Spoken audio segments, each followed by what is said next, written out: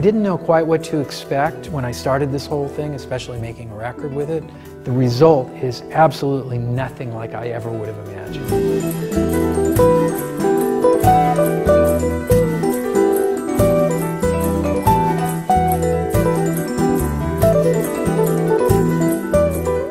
Got me to get to some places I've never been.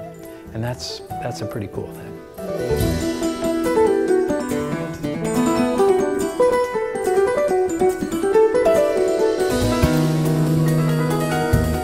I've always been fascinated with the idea of music and the way it ultimately comes to exist.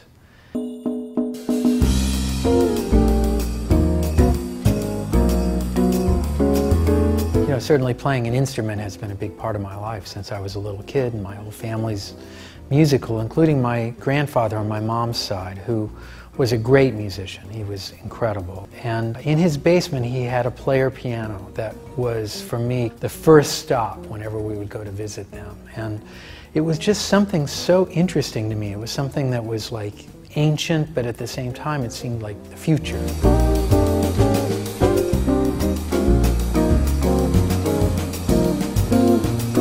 From then and for the rest of my life, I've always been interested in that whole world, particularly that period that followed player pianos, where orchestrions emerged, which were essentially taking the idea of a player piano and expanding it to include sometimes drums, mallet instruments, sometimes whistles, all kinds of mechanical components that somehow made a musical sound.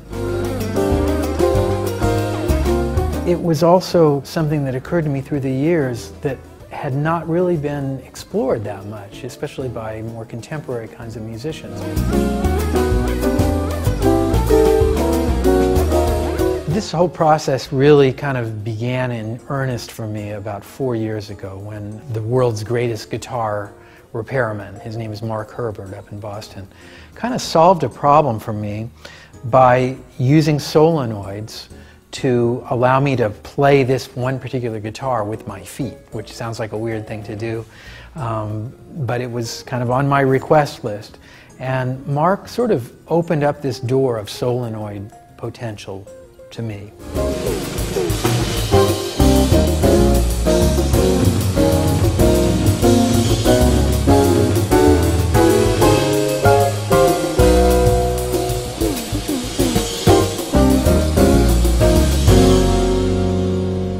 Basically how this works is that every instrument is capable of getting instructions sort of from a variety of sources. Being a guitar player, mostly I gave it instructions from the guitar, which, just in a simple way, if I play a note,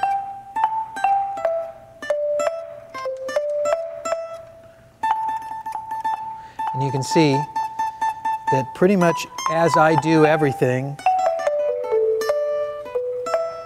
the physical event occurs. And it's that way for all the instruments. Like, I could do it with the orchestra bells up there.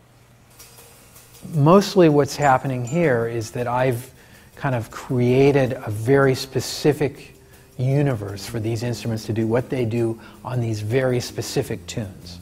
I'm kind of learning what their parameters are and going as deep into those as I can to try to get the best musical result.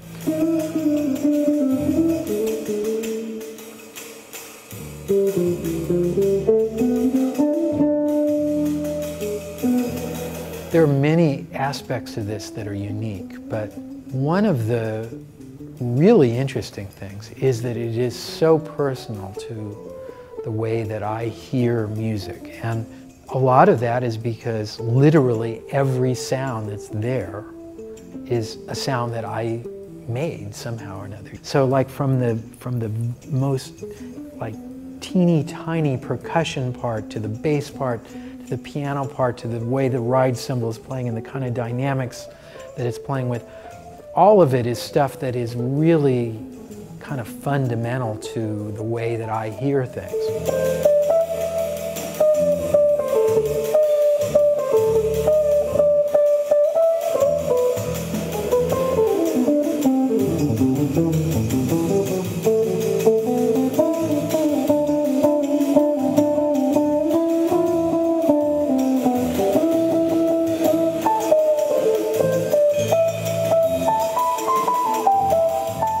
So when I'm then improvising with that, it's a very odd kind of connection between all of these kind of composite details and what I sort of come up with just on the fly.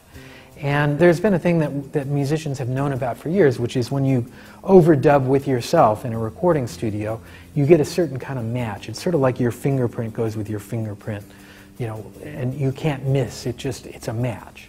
And that's kind of the feeling that I have as I'm playing with this. It's like, yeah, I really like what the drummer is doing there. And if I want to give him the feeling of like sort of lift or moving with it, I can lean into that myself as an improviser and sort of almost create the illusion of movement in terms of time and space and all that.